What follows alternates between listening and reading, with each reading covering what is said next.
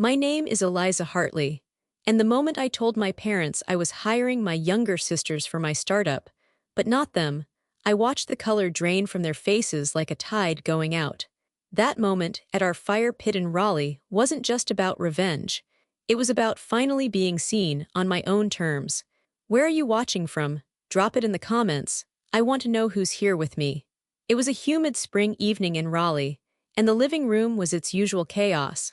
Laundry baskets stacked by the sofa, a half-dismantled vacuum in the corner, the coffee table a war zone of unpaid bills and old takeout menus. My sister Madison flounced onto the armchair like a queen taking her throne, waving a bright red poster board. "Look at this," she announced with glee, holding up her science project like she'd just discovered gravity. Mr. Denton said it was the best in the whole 10th grade. Dad looked up from his recliner, eyes lit with pride.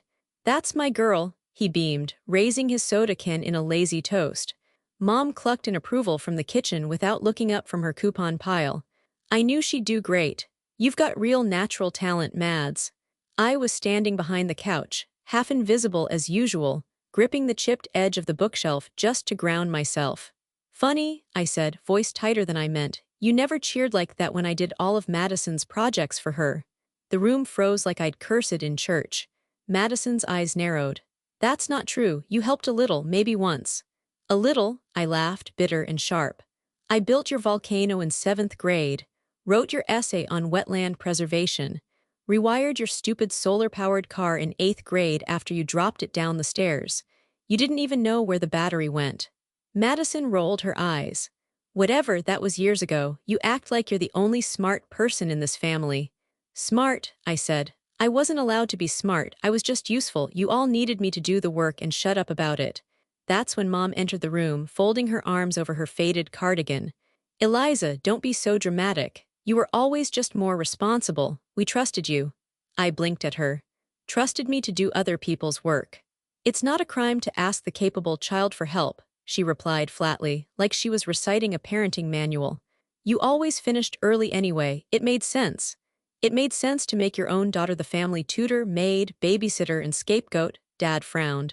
"That's not fair. We've always been proud of you." I snorted.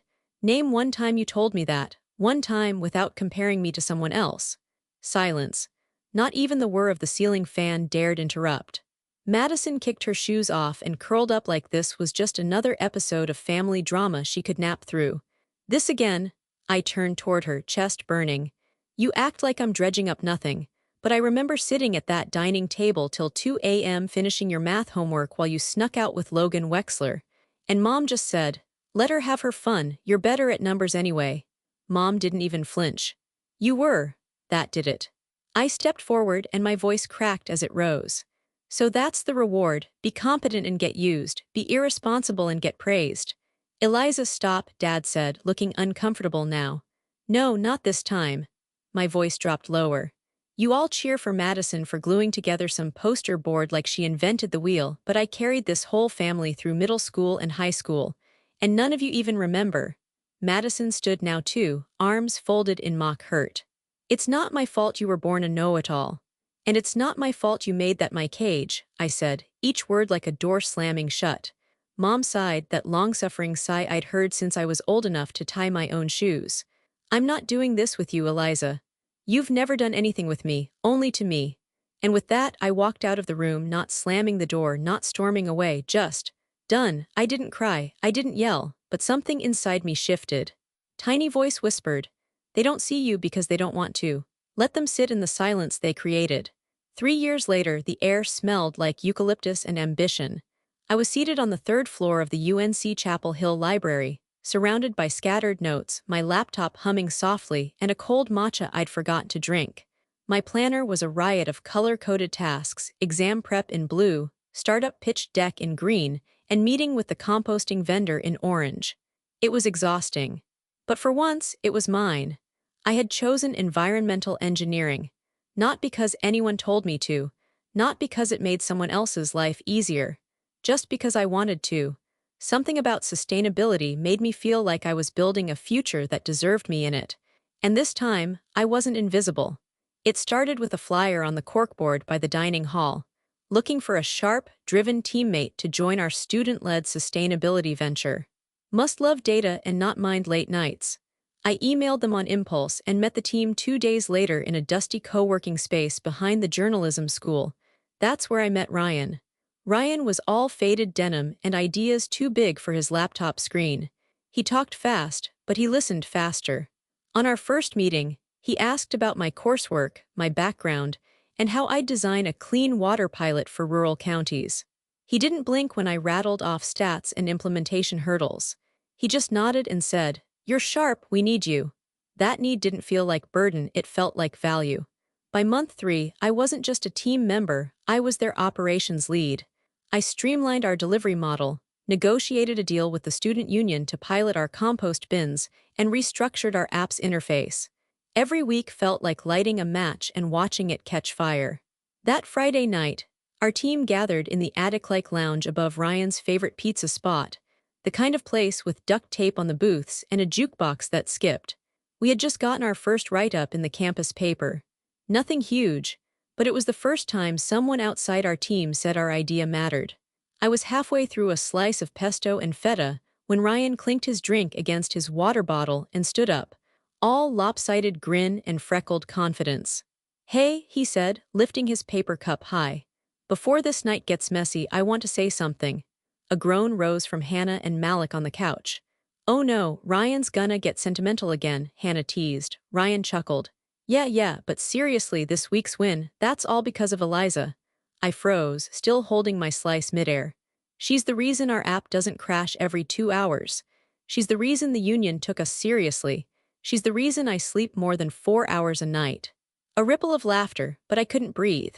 "To Eliza," Ryan said, raising his cup again, this time with the quiet weight of sincerity, "the engine behind our growth." Everyone raised their drinks. "To Eliza," I smiled, but something in me stuttered. This was the moment I used to imagine when I was doing my sister's homework in silence, when I was stapling worksheets while my mom praised Madison for cleaning her room once a month. Back then, I told myself, one day someone will see you. And now they were. Later, as the room buzzed with conversations and plans for a beach day, I stood by the window with Ryan. "You okay?" he asked gently. "You look like you're somewhere else." I glanced down at my hands. I'm not used to this." "To pizza," he joked. I shook my head. "To being appreciated. No one ever called me the engine before." Ryan's brow furrowed. "Then they weren't paying attention." The words landed somewhere soft inside me, like sunlight through blinds. I looked back at the room, our team lounging on worn couches, Malik showing off a ridiculous TikTok, Hannah tossing popcorn at Nate, laughter echoing against the exposed brick walls. This felt like a family I didn't have to earn. And for the first time in a long while, I didn't feel like a ghost in my own life. It was one of those spring nights that held onto warmth like a secret.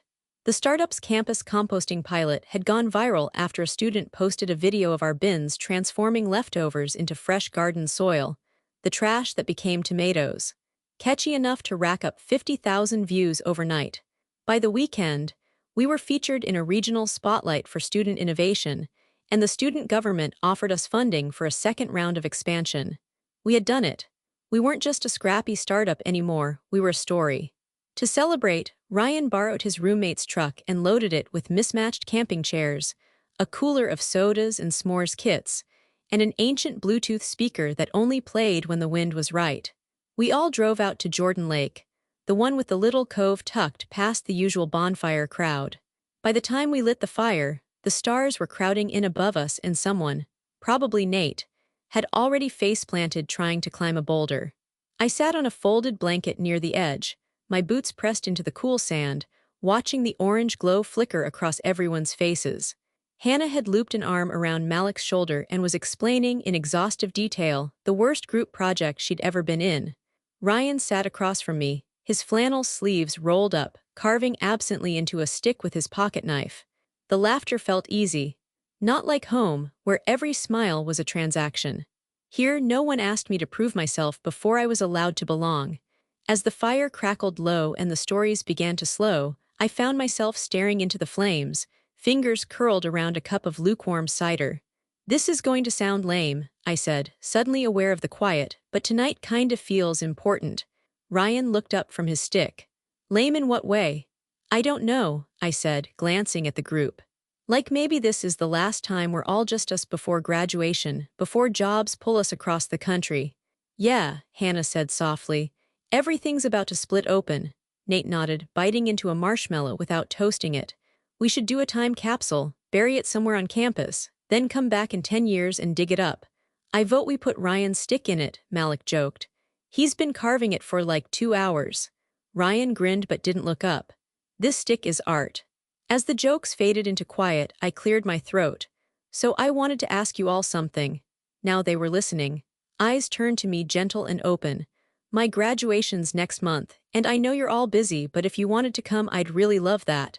There was a beat of silence long enough to make my palms sweat. Of course we're coming, Hannah said immediately, eyebrows lifting like she was offended I'd even questioned it. Yeah, Nate added. We're gonna make obnoxious signs. I already have glitter. I'm making a banner, Malik declared, pulling out his phone. I already have ideas. The knot in my stomach loosened just a little. Ryan leaned forward. You really thought we wouldn't come, I shrugged, suddenly shy. People say things they forget, or something better comes up.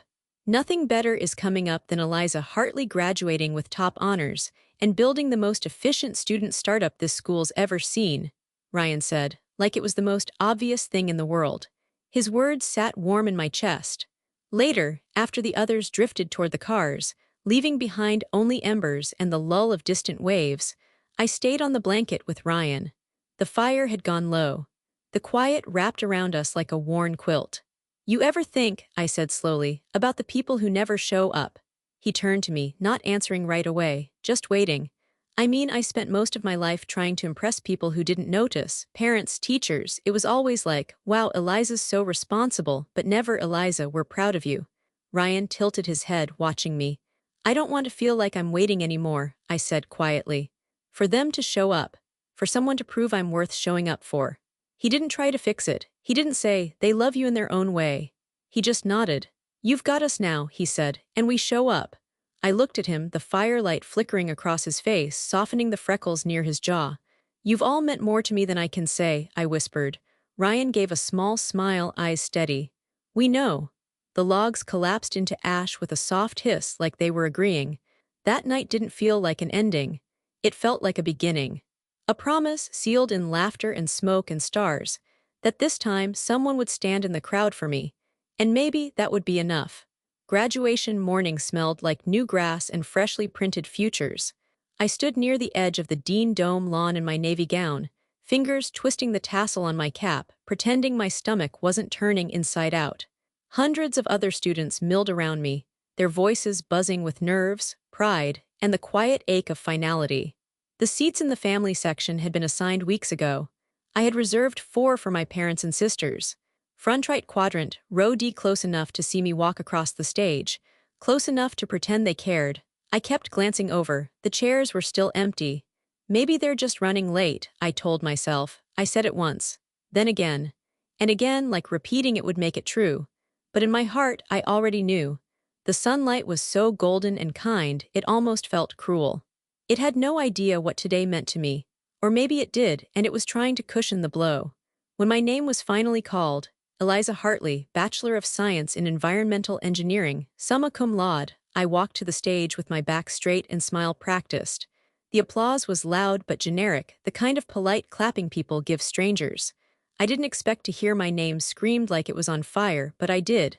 Eliza, someone howled. Let's go, Queen of Compost. Another voice added. We love you, came a third, loud enough to make the Chancellor flinch. I blinked toward the noise and saw them. My people, Ryan, Hannah, Malik, Nate, even Marcus, who I thought was out of town. All of them in the top rows of the general admissions section, waving glittered poster boards that read ELIZA equals legend, graduate of the century, and world's hottest recycling guru. Hannah had a giant cutout of my head on a stick. I didn't even want to know how she got that printed. They were standing, shouting, cheering like I just won a Nobel Prize, and none of them had to. Tears blurred the floor beneath my feet as I walked back to my seat. I couldn't look toward the empty chairs anymore. I didn't need to, I had found the row that mattered. After the ceremony, the team mobbed me outside the arena like over-caffeinated mascots. Ryan wrapped me in a bear hug, lifting me off the ground. "You did it," he shouted into my hair. "We did it," I whispered. He pulled back, holding my shoulders like he wanted to make sure I heard him. "No, you did it, and we're here, always." Something in me cracked open at that. Not in a painful way, more like a shell giving way to something tender underneath. For years, I'd imagined this day in two versions. In the first, my family showed up with signs and flowers and finally said they were proud of me. In the second, I stood alone, forcing myself to smile through the silence. This third version, the one I never dared imagine, was better than both, because it wasn't born out of obligation or blood. It was born out of choice. They showed up because they wanted to. That mattered more than I had words for. I took a deep breath as Hannah draped a flower lei over my shoulders and Nate handed me a bag of compostable confetti, biodegradable celebration, he declared proudly. Ryan stood beside me, one hand resting lightly at my back. My parents weren't there, but my team was. And somehow, I wasn't empty, I was full. Brimming, even. The cameras snapped. The sky stayed bright. The day moved on. But a quiet truth settled deep inside me like an anchor. I was no longer trying to prove my worth to people who refused to see it. I had found people who already did. That evening, after the laughter had faded and the glitter had mostly been rinsed from my hair, I curled up on the balcony of my tiny off-campus apartment with a glass of champagne and a blanket wrapped around my shoulders. The team had dropped me off with hugs and leftover pizza, plus a lopsided bouquet that Nate insisted was ethically foraged. I hadn't cried when they left. Not when Ryan squeezed my hand, not when Hannah whispered, "We'll celebrate again next weekend properly," and definitely not when they promised to send the group photos. But alone, with the silence pressing in around me and the ache of what should have been still lodged deep beneath my ribs, I felt the edges begin to fray. I opened Instagram. I don't know why I did it. Maybe part of me still hoped for a post. Even a tiny one. A blurry photo from the back row or a quick caption like, "Proud of our Eliza today." That would have been enough. Just proof they saw me. Instead, what I found was cake. A full sheet cake, frosted in pink and gold with piped lettering that read, "Congrats, Maddie." The photo was posted by my mother. There they were, Mom, Dad, Madison, and even Chloe, all gathered in our backyard around the grill, sunglasses perched on their heads like little crowns, drinks in hand. Someone had strung up balloons in the trees. There was a cooler of beer, a table of barbecue sides, and Madison holding a glass of rosé, her phone angled just right for a selfie. My fingers tightened around the champagne flute. The caption read, "Family time is the best time, smiling face with 3 hearts, so proud of our Madison for finishing strong." Finishing what? I zoomed in. Madison was wearing a UNC sweatshirt, but it was old. I recognized it from her freshman year. No cap, no gown, no cords. She hadn't graduated, at least not today. She had barely even finished a full semester last time we spoke. I refreshed the post. No tag for me, no mention, no excuse, nothing. I checked my messages, no missed calls. No texts. No voicemail from my parents, no "so sorry we couldn't be there" from Madison, not even a "how was the ceremony" from Chloe, just silence. Well, silence from them, because the comments were far from quiet. Beautiful family. Go Maddie, so well deserved. You must be so proud, Eleanor. I scrolled and scrolled, heart pounding louder with each swipe. Buried between the congratulations, I found one comment from a neighbor. "Didn't Eliza graduate today too?" No reply. Just a new comment added 2 minutes later from Mom. "Today was all about Maddie." Smiling face with smiling eyes, I didn't realize I'd set my glass down until I noticed the wet ring on the armrest. My hands were shaking. Not because of the post. Not even the cake. But because I'd let myself hope, even after everything. Even after the fights, the childhood of second-place ribbons and invisible victories, I still thought maybe they'd show up. Maybe they'd want to be there. Maybe I'd finally done enough to matter. But they were busy grilling ribs and celebrating Madison for what? Showing up. Meanwhile, I walked across that stage alone. Except I wasn't, because Ryan was there. Hannah was there, Malik, Nate. Even Marcus, who had driven from Durham just to wave a sign and steal my graduation cap for a photo. They had shown up. My family had not. Not because they couldn't, because they chose not to. That cut deeper than anything. Deeper than the times I helped Madison pass her bio labs. Deeper than every math worksheet I solved for Chloe. Deeper than the years I made their lives easier. Because it turns out, None of it bought me a seat at my own celebration. Somehow, they still had the audacity to smile in the sun like nothing was missing. I sat on the balcony for a long time, letting the night stretch out around me, the sky going from Carolina blue to navy ink. Eventually, I picked up my phone again, not to message them, not to cry, not to beg, but to do the one thing I hadn't yet dared. I uploaded a photo. Just me standing beside my new hybrid car, cap still on, robe billowing gently behind me in the breeze. A soft smile. No bitterness. Just truth, caption, gift to myself, picked it up today to take my family to graduation. Guess I drove alone. I hit post. Within minutes, the likes began rolling in. But that wasn't what I watched for, I was watching for them. And sure enough, they saw it. Because sometimes silence isn't the absence of noise. It's the sound of guilt arriving late. The post had been up for 11 minutes when my phone started to vibrate. At first, I ignored it. I was still barefoot on the balcony, the empty champagne flute resting by my side, the night wind curling gently through my robe sleeves. I hadn't planned the caption, hadn't sat there scheming some kind of grand clapback. It had just come to me, the truth simple and unvarnished. Guess I drove alone. I thought it might sting them, but I didn't expect the impact to come so fast. Buzz, buzz, buzz, I glanced at the screen. Mom, we need to talk, honey. The smiley face felt like a slap. Like she wanted to cushion the blow of her absence with digital sunshine. As if the emoji could erase the empty chairs at my graduation. As if it could explain the cake. I locked my phone again. Buzz, buzz, buzz, it was vibrating in near-constant pulses now. My notifications exploded. Madison, 42 missed calls. Chloe, 7 missed calls. Dad, 1 voicemail. Unknown number, probably grandma. The whole family had apparently regrouped, now scrambling to do what they'd failed to do all year, pay attention. The irony was bitter enough to laugh at. Just that morning, I had walked across the most important stage of my life and watched my family's seats sit stubbornly empty. Now one honest Instagram caption had lit a fire under their heels.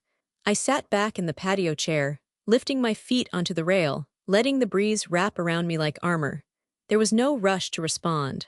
Madison sent another message, this time in all caps. Eliza, what is that post supposed to mean? And right after, call me, now. I kept scrolling. The comments under the photo were rolling in faster now. At Ryan Newman, icon. You earned every bit of this, Eliza. At Malik Green, we saw you today, the rest is noise. At Compost Queen Han, Eliza Hartley doesn't need a crowd. She brings her own storm. Somehow those few words felt louder than all the silence that had come before. I tapped back to my photo. Looked at my expression, calm, quiet, chin slightly tilted, not angry, not smug, just done waiting. The calm that followed was unexpected but steady. It washed over me like a warm tide.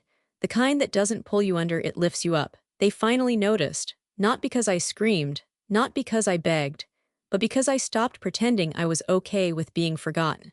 Buzz, another message from Mom. Sweetheart, don't let the internet make this bigger than it is. Call us when you're ready. It is big, I thought, you just didn't notice until the rest of the world did. I turned off my phone, set it face down on the table.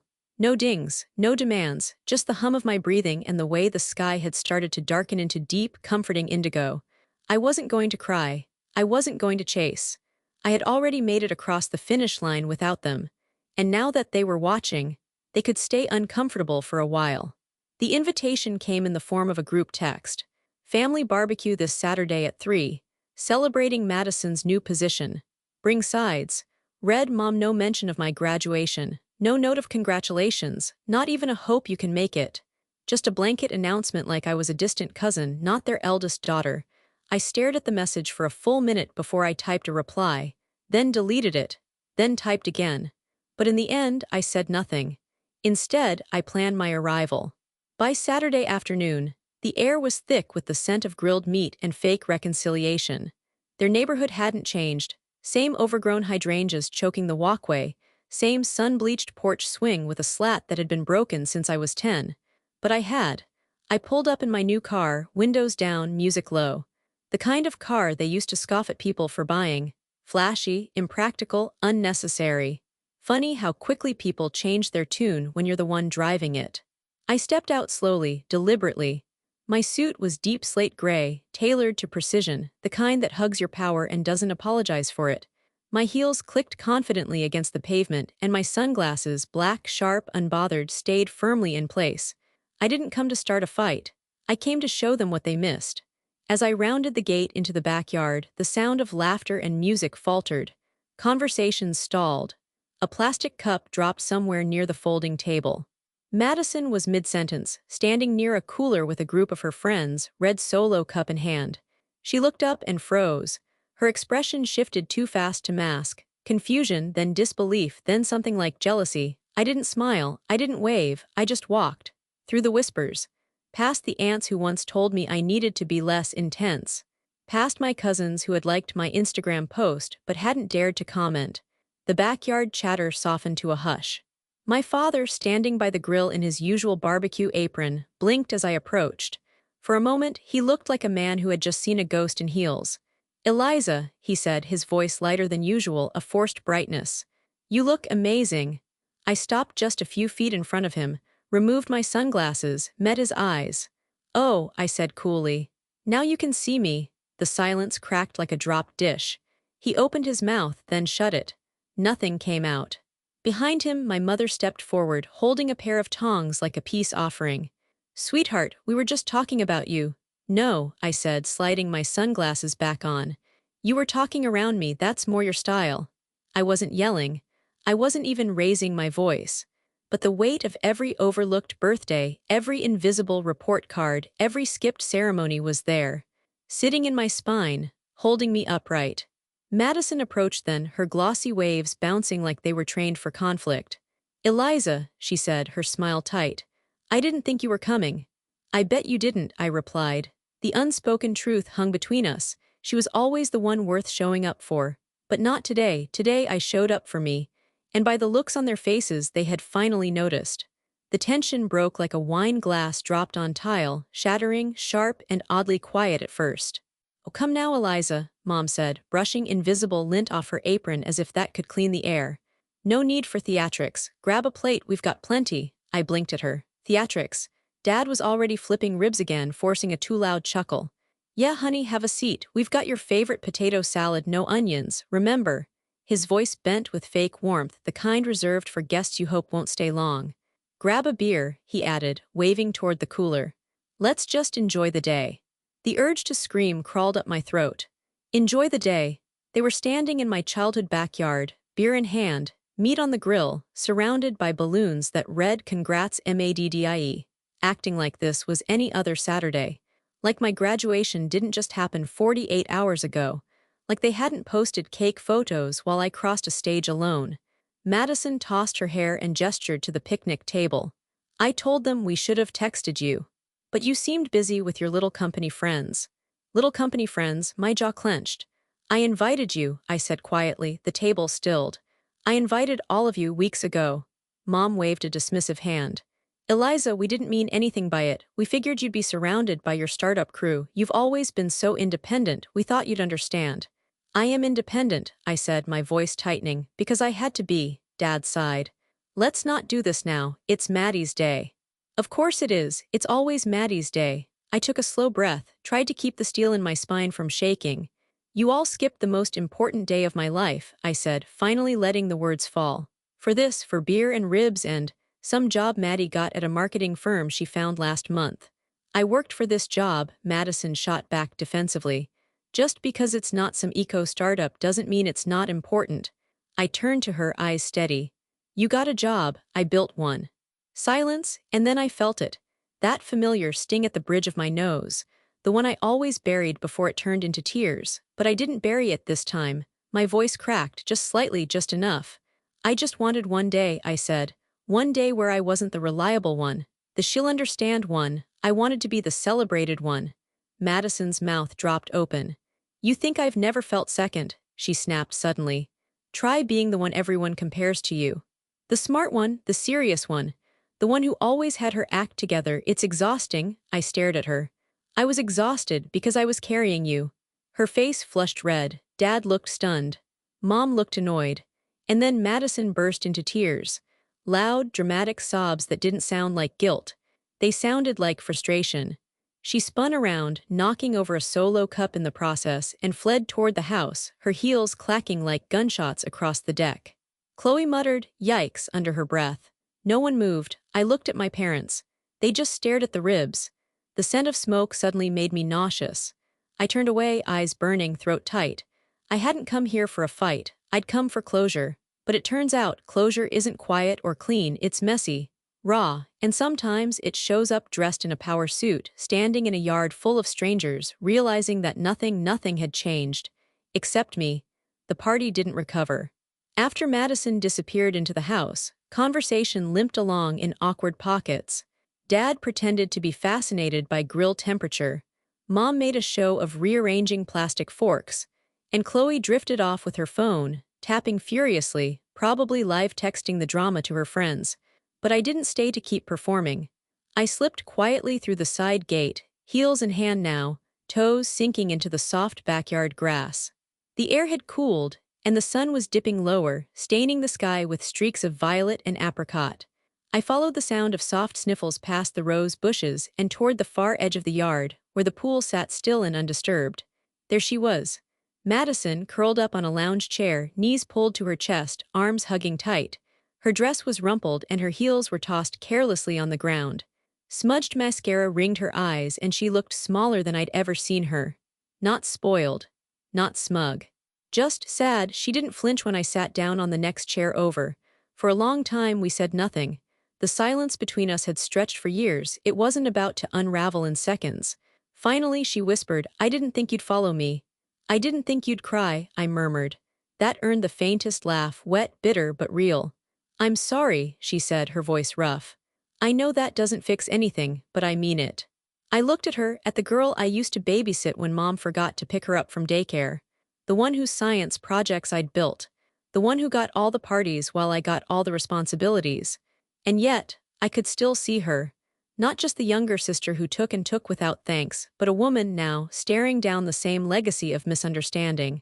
"I always thought," she continued, "that you didn't need us. You had your grades, your internships, your brain. You never needed help." "I didn't need help," I said quietly. "I needed acknowledgement." She blinked at me. "I needed you to say thank you," I whispered. "I needed you to tell Mom when I helped you pass bio. I needed anyone to say, Eliza did this for me." Her eyes brimmed again. "I didn't know how." "That's the thing," I said. "I did everything right. I was the good daughter, the quiet one, the fixer, and no one ever told me that mattered." "I saw it," she said suddenly. "I mean, maybe not back then, but I see it now. I see what you did." It hit me like a soft punch years late but real. "I needed you yesterday," I admitted, my voice cracked. "When I walked across that stage and our row was empty, I didn't want balloons or cake or a marching band, I just wanted my family to clap." She swiped her sleeve across her face. "I wanted to be the one they clapped for. That's why I didn't remind them about your ceremony. I didn't want to share the day." I nodded slowly. "That's honest." She looked away, ashamed, but I didn't walk away, not this time. Instead, I let my bare foot dangle in the cool water and I breathed deep. The quiet wrapped around us again, but it didn't feel like distance anymore. It felt like a fragile beginning. "I want to make it up to you," Madison said, barely above a whisper. "I don't know how yet, but I do." I looked at her, mascara streaked and open, and for the first time in years I believed her. By the time the sky turned a deep indigo blue, the scent of grilled meat had faded, and so had the pretense. People had filtered out with half-hearted hugs and distracted waves. The yard was quieter now, only the clinking of ice in glasses and the faint hum of cicadas rising like a second tension. It was Madison's idea.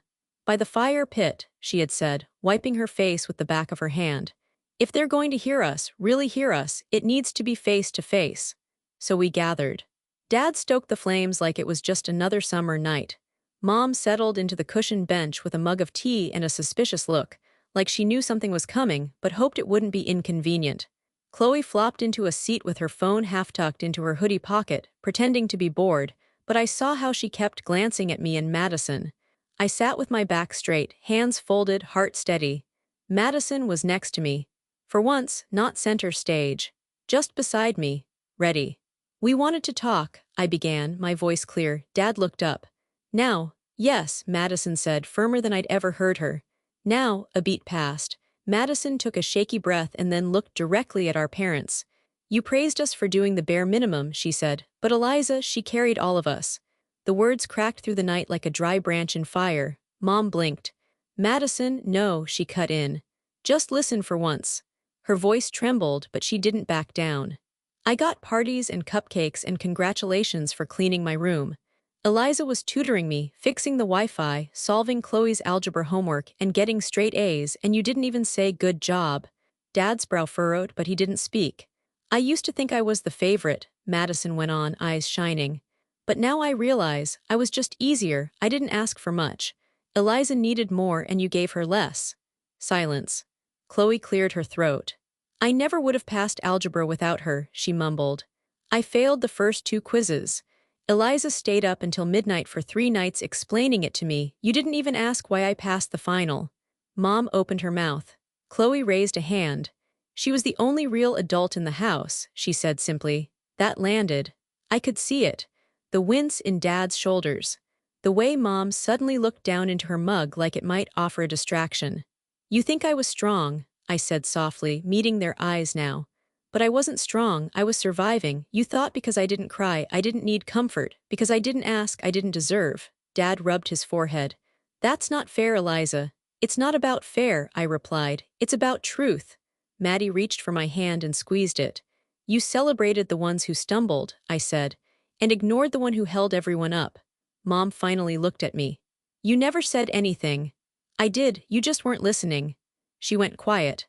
The fire popped between us, sending up a small trail of sparks. For a moment, the night felt sacred, like we'd unearthed something heavy and undeniable. I didn't want revenge anymore. I wanted accountability, and for the first time ever, it felt like they might actually see it. The silence around the fire pit wasn't gentle, it was scorched earth. No one moved. No one dared to. Mom sat rigid, hands curled tightly around her mug. Dad leaned forward like he wanted to say something but couldn't quite summon the words. Chloe stared into the flames like she was watching her childhood rewrite itself in front of her. Madison didn't let go of my hand. It had taken years to build the truth up this high, and now I was ready to step onto it. I stood slowly, brushing imaginary dust from the front of my blazer. The flames cast long shadows, and the heat behind me felt like momentum. You used my work, I said, my voice low but steady, my love and my loyalty, and you threw me away. Dad flinched. Mom blinked like she hadn't expected me to speak that plainly. She always hated when things were said too directly, when feelings stopped being polite and started being real. I continued. I didn't mind helping. I didn't mind being the one who remembered the doctor's appointments, who cooked when you were tired, who stayed up to edit Maddie's papers. What hurt wasn't what I gave. What hurt was that you never gave it back. Eliza, Dad said, finally, we didn't know you felt this way. You didn't want to know, I cut in. Because as long as I was performing, you didn't have to worry. I made your life easier and you let me. I looked down at my mother, who hadn't spoken. I don't need you to say you're proud of me anymore, I said. I needed that then, I don't need it now. She looked away, jaw tight. I'm building something now, I said, stepping away from the fire toward the darkness just beyond the circle. A real company, a team that believes in effort, in value, in lifting the people who show up. They were watching now, truly watching. And I'm hiring, I said. People who want to work, people who want to grow. People who know the difference between empty praise and earned trust. I turned to my sisters. Maddie, I said, and her eyes widened. You want to make it up to me. Come prove you mean it, join me. She nodded, breath catching. I will. Chloe, I added, softer, you're smarter than you let people think. You ready to stop hiding behind just getting by? She sat up straighter. I am. I turned back to my parents. Not you, I said simply. Not angry, not cruel, just final. You don't get to be part of what I'm building, I continued. You already had something strong and steady, and you ignored it until it walked out the door. Their faces were frozen, pale, caught between confusion and disbelief. I took one last look around the backyard that raised me, the cracked fire pit, the broken lawn chair no one ever fixed, the string lights still flickering overhead like they hadn't missed anything. Then I turned and walked toward the gate. Madison followed first. Then Chloe. The 3 of us didn't speak as we crossed the grass. But when the latch clicked shut behind us, I felt something shift. Not just in the air, in me, not revenge, just release. The scent of fresh paint and morning coffee filled the startup office like quiet ambition. It wasn't much: bare walls, second-hand desks, and a kitchen faucet that still sputtered when it felt like it. But it was ours. Every inch had been built by late nights and stubborn belief. My name was finally on something that mattered, not hidden in someone else's credits. And now, two new team members stood awkwardly in the doorway, both holding reusable mugs and matching expressions of nervous determination. Maddie wore slacks for probably the first time in her life. Her lipstick was just a shade too bold for an office, but her eyes were steady. Chloe clutched a notepad like it was armor. She was already peeking at the whiteboard, where Ryan had scribbled out the week's objectives, her lips moving as she read. I stepped forward, lifting two crisp onboarding folders from the front desk. "Welcome to Green Loop," I said with a small smile, handing them each a packet. "First team meetings in 15. Training module links are in the schedule. And yes, you both still have to take the online HR course, no shortcuts." Chloe groaned. Maddie made a face. I raised a brow. "You wanted to work here. This is part of the deal." "Right," Maddie said, straightening. "We're ready." Chloe nodded. "Totally ready." They didn't sound completely convinced, but they had shown up, on time, with open hands and open hearts. That was enough. As they stepped toward the shared workspace, side by side, not trailing behind, I felt a warm pressure at my shoulder. Ryan stood beside me, coffee in one hand, the other gently resting against my blazer. "They'll be good," he said, nodding toward them. "You were always the best teacher." I looked at him, a quiet laugh catching in my throat. "I was always the unpaid teacher." "Not anymore," he said. "Now you're the boss." I watched my sisters settle in at their desks, flipping through their schedules, asking Malik where the printer lived. They were trying. And this time I wasn't the only one holding things up. "I used to think being responsible meant being alone," I murmured, almost to myself. Ryan smiled. "It doesn't have to." The room was already filling with the low hum of typing and the rustle of papers. Not the chaotic noise of obligation, but the steady rhythm of something growing, something chosen. I stepped away from Ryan and grabbed my laptop. "Let's get to work," I said. And for once, it wasn't just me doing the heavy lifting. The lights were blinding, but I didn't flinch. A red circle glowed at my feet, anchoring me like a full stop at the end of a long sentence. Behind me, the screen displayed just one word in bold white font. "Enough." The Tex Theater in Midtown Manhattan was packed wall to wall. Polished shoes tapped quietly in rows. Cameras blinked from discreet corners. And just beyond the first few rows, I spotted them, Maddie and Chloe, sitting forward in their seats, eyes locked on mine. I inhaled slowly. "My name is Eliza Hartley," I began. "And for most of my life, I thought being valuable meant being useful." A few nods. One soft murmur from somewhere in the back. "I thought if I worked harder, stayed quiet, cleaned up the messes, helped with the homework, edited the papers, remembered every birthday, earned every grade, that someone would look at me and say, 'You matter.'" I paused. "But what I learned was this: sometimes the family you fight the hardest to impress will never see you." The room stilled. "And that's okay." I saw Maddie press a hand to her chest. Chloe was already blinking fast. "Because when you stop trying to earn love you've already given, you finally make space for the respect you deserve."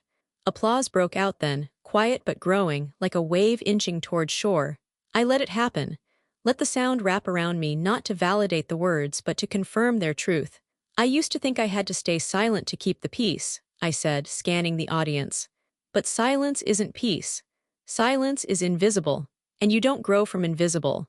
Now I was off script, speaking not just from memory, but from something deeper. I was told I was just responsible. That's how they explained ignoring my achievements, my needs, my feelings. But responsibility isn't a compliment when it's code for "we're going to take you for granted." Soft laughter, uncomfortable in a knowing way. I smiled gently. So I stopped asking them to see me. I looked down at Maddie and Chloe. And I started surrounding myself with people who already did. I could have ended the talk there, but I didn't. I took one last breath. "My story isn't about being the smartest in the room," I said. "It's about staying in the room even when no one claps for you. It's about walking across stages alone, driving yourself to your own celebration, and still showing up with your head high. Because respect isn't handed out, it's built by you for you." The applause this time was instant, not thunderous, not wild, just honest. As I stepped off stage, I saw them rise. Maddie, tears on her cheeks. Chloe, clapping like her life depended on it. They had shown up. Not because they had to, because they chose to. And in that quiet, undeniable moment, I felt the final piece click into place, not the one where they made it right, but the one where I stopped waiting for them to. That was the end of my talk, but the beginning of everything else. This final part brings Eliza's journey full circle, from invisible backbone to confident voice in a spotlight of her own making. Her growth is no longer just personal, it's public, powerful, and earned. And this time, the applause isn't imagined. It's real. The story ends not with revenge, but with resolution, and the peace that comes from no longer needing permission to be seen. If you've ever felt overlooked or underappreciated, drop a speech balloon in the comments and tell us your story. And let me know, was there a moment you finally felt seen? I'm reading every single one.